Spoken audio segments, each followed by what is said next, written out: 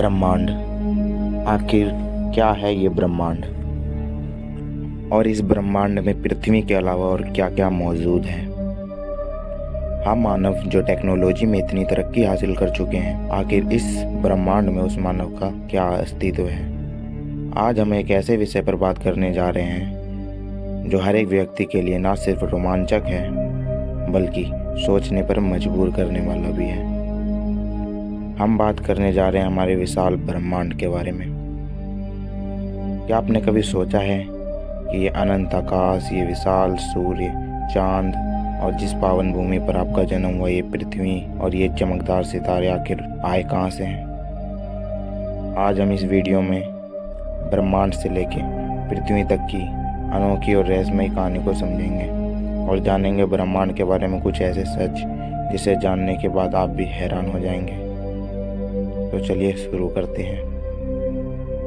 यह है ब्रह्मांड, जिसमें सूर्य, ग्रह परिवार के साथ उनके चंद्रमा, आकाशगंगाएं, तारे, गैस और धूल के बादल जिन्हें नेबुला कहा जाता है, उसके साथ पूरा अंतरिक्ष शामिल है।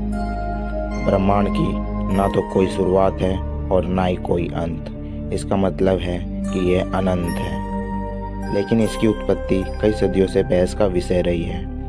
जबकि एडविन हबल द्वारा प्रस्तुत बिग बैंग सिद्धांत अब काफ़ी हद तक स्वीकार भी किया जा चुका है। बिग बैंग एक ऐसा सिद्धांत है जिसमें हमें ये पता चलता है कि हमारे ब्रह्मांड की उत्पत्ति कैसे हुई।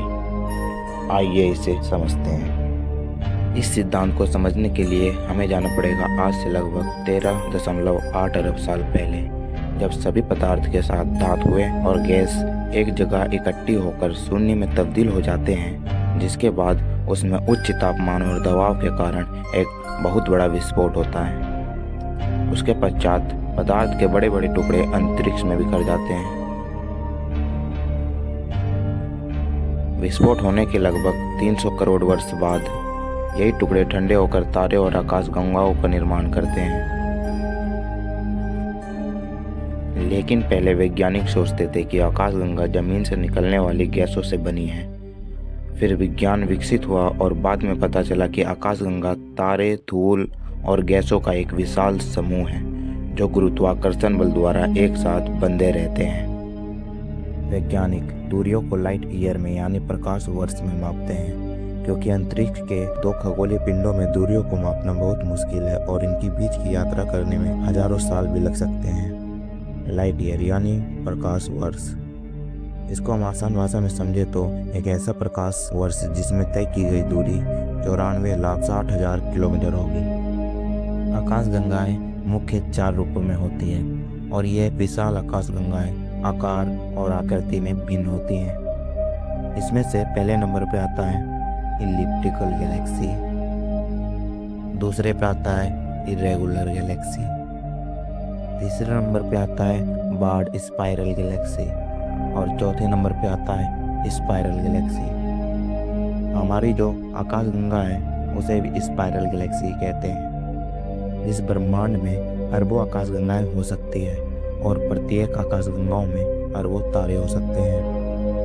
हमारी पृथ्वी जिस सौरमंडल का एक हिस्सा है, वो सौरमंडल इसी आकाशगंगा का एक हिस्सा है, जिसका नाम मंदाकिनी है और इसके आसपास 30 और आकाशगंगाएं मौजूद हैं जो एक स्थानीय समूह बनाती हैं।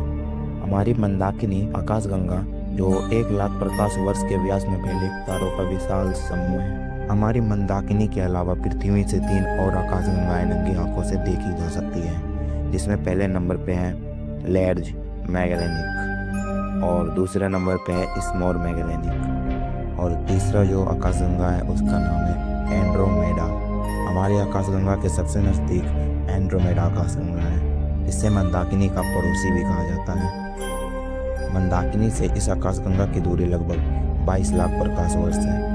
नासा के हबल स्पेस टेक्नोलॉजी से ली गई इन तस्वीरों के आधार पर वैज्ञानिक का अनुमान है कि करीब 4 अरब साल बाद मंदाकिनी और एंड्रोमेडा की एक भयानक टक्कर होगी, जिसके बाद एक संयुक्त अंडाकार आकाशगंगा का निर्माण होगा। जब हम मंदाकिनी को पृथ्वी से देखते हैं, आकाश में फैले एक हल्के बादल की तरह दिखाई देता है। वैज्ञानिकों का मानना है कि ब्रह्मांड में अनुमानित 20 ट्रिलियन आकाशगंगाएं मौजूद हैं। आकाशगंगाएं जितना दूर होंगी वह उतनी ही धुंधली दिखाई देगी। हमारी मंदाकिनी आकाशगंगा, जिसके एक छोर से दूसरे छोर की दूरी लगभग 1 लाख प्रकाश वर्ष है, जिसमें हमारे सूर्य जैसे लगभग 1 लाख मिलियन तारे मौजूद हैं, और इसी में मौजूद है हमारा सौरमंडल, जिसकी दूरी आकाशगंगा के मूल से लगभग 25,000 प्रकाश वर्ष है। ये सौरमंडल, जो पहले आकाश में मौजूद गैसों का एक बादल हुआ करता था, धीरे धीरे अपने दबाव में ढह गया, जिससे अंतरिक्ष में पदार्थ के बड़े बड़े टुकड़े चले गए। हालांकि गैसों का विशाल बादल तेज गति से अपने अक्ष पर घूमने लगा, जिसके कारण इसका केंद्रीय भाग सूर्य में बदल गया, और अरबों वर्षों के बाद ये बचे हुए गैस इसके आसपास मौजूद बादल संघनित होकर ग्रहों के छोटे छोटे पिंड बन गए, और फिर इन्हीं छोटे छोटे पिंडों में कई बार टकराव हुआ, और फिर से जुड़कर बड़े बड़े पिंडों का निर्माण हुआ, और इन्हीं बड़े बड़े पिंडों ने छोटे छोटे पिंडों को आकर्षित किया, और इस प्रकार पूरे 10 ग्रहों का निर्माण हुआ था, जो इस प्रकार थे: पहला मरकरी, दूसरा वीनस, तीसरा थिया, चौथा अर्थ, और पांचवा मार्स, छठा जुपिटर, सातवां सटर्न, आठवां यूरेनस, नौवां नेपच्यून और 10वां प्लूटो।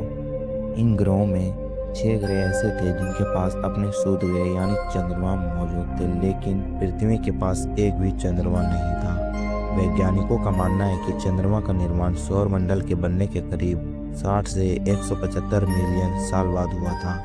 इससे पहले जब पृथ्वी और शुक्र ग्रह के बीच मौजूद थिया नामक ग्रह था, पृथ्वी के बेहद करीब होने के कारण और गुरुत्वाकर्षण बल के कारण यह ग्रह पृथ्वी से टकरा गया, और टकराव के बाद निकले मलबे आपस में मिले और एक वलय बनाया, और इसी वलय से चंद्रमा का जन्म हुआ। इस प्रकार हमारा सौरमंडल अस्तित्व में आया और हमारे ब्रह्मांड का निर्माण हुआ। अगर वीडियो पसंद आई हो तो वीडियो को लाइक करके चैनल को सब्सक्राइब कर लें, ताकि ऐसी इंटरेस्टिंग वीडियो सबसे पहले आप तक पहुंचे। और अगली वीडियो में हम बात करेंगे सौरमंडल में बचे 9 ग्रह, सूर्य और चंद्रमा के बारे में, आखिर इनका नाम कैसे पड़ा। तो मिलते हैं अगली वीडियो में। जय हिंद, जय भारत।